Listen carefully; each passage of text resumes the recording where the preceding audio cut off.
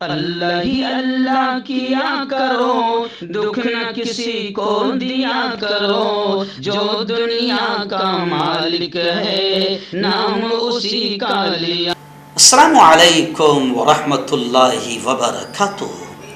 دوستو، ایک بڑی اہم اپیل لے کر میں آپ تک پہنچ رہا ہوں، اور یہ اپیل صرف میری نہیں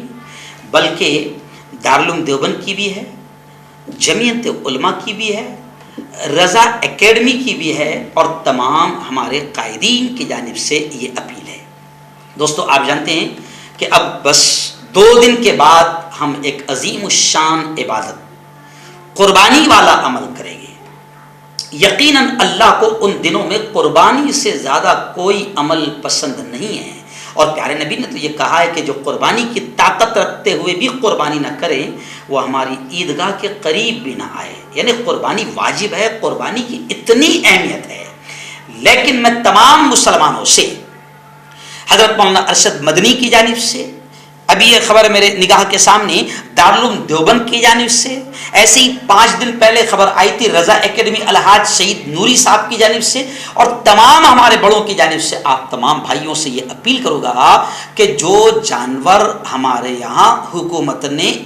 بین کر رکھے ہیں، جو ممنوع جانور ہے، آپ ان جانوروں کی قربانی کرنے سے گریز کریں، کسی کو بھی ماحول خراب کرنے کا موقع نہ دیں۔ اور دوسری بات میں یہ بھی کہوں گا کہ کوئی بھی ہماری جانب سے ایسی حرکت نہ ہو کہ جس سے